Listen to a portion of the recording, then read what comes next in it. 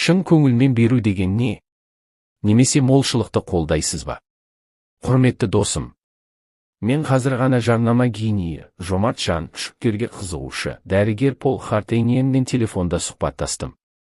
Жұмсау заңдылығы оның өмірі және ісінде қаншалық маңыздылығы сұрадым. Оның айтқандары мені таңғалдырды. Көпшілік жұмсау процесін теңдестіруге әрекет етеді деді ол. Олар қандайда бір сумманы бергеннен соң, сол сумманың 10 есе болып қайтуын күтеді. Меніңше, бұл шын жүректен беру емес. Оның бұл сөздеріне толқып кеттім.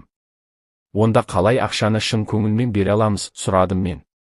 Менің ойымша, шын көңілмен берілген бұл, жасырын берілгені, түсіндірді Пол. Егер біреу құрылысқа өзінікі болғаны үшін ғана $1 миллион жұмсаса, бұл сый болып табылмайды, бұл қарапайым сауда. Пол маңызды аспектісін түсіндірді.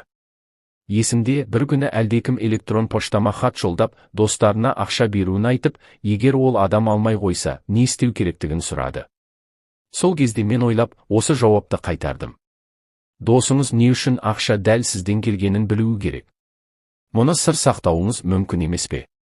Пол сөзін жалғастырып, өмірінде кездескен тағы бір қызықты оқиғаны баяндап берді. Меніңше, жұмсау заңдылығының сыры таратылған ақшаның қайтуын не қайтпауын ойлап уайымдауда емес деді ол. Егер уайымдамасаңыз, демек ақша ағымындасыз. Дәл сондай. Міне, сыры неде екені? Қайтуына үміт етпей, жүрегіңіз үндегені және сізге қуаныш сыйлаған үшін ақшаны сыйлаңыз. Сонда өзіңізді молшылық құшағында сезінесіз. Назарымда, ғалам сабырлығымызды назарат етіп тұрады. Айтуым керек болған пікірлер осылар. Өмірімде мені өте көп мақтаған. Бірақ мен бұл үшін ақша бермегенмін. Ғалам мен туралы қайғыруын көрсетті. Пол Хартейниеннің әрбір нәрсені өз орнына қоюы маған мақұл болды. Ол тәжірибелі практик ретінде, ақша сыйлау процесі туралы өткір түсінікке иелігін салыстыру пікірмен баяндап берді. Ақша таратқандармен ешқандай мәселеге кездеспегенмін, қосып қойды ол.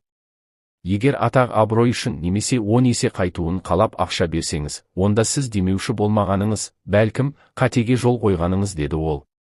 Пол өзінен өткізген принциптеріне таянып өмір сүреді. 2002 жылы ол электрон поштама хат жолдап, рухани мазмұндағы қандайда кітабым бар жоқтығын сұраған еді. Ол кітапты мағлұмат бюллетені арқылы оқушыларына жөнелтуді көздеген еді.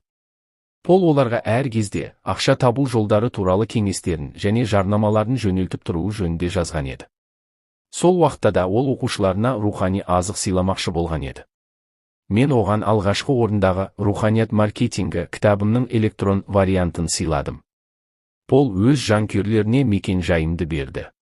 Ол мұны шын көңілмен жасап, жомарттық жасады. Ол менің кітабым үшін тіпті 10 центте жұмсамады, оларға жай ғана сыйлады. Енді пікіріміздің ең жоғарысына жетіп келдік.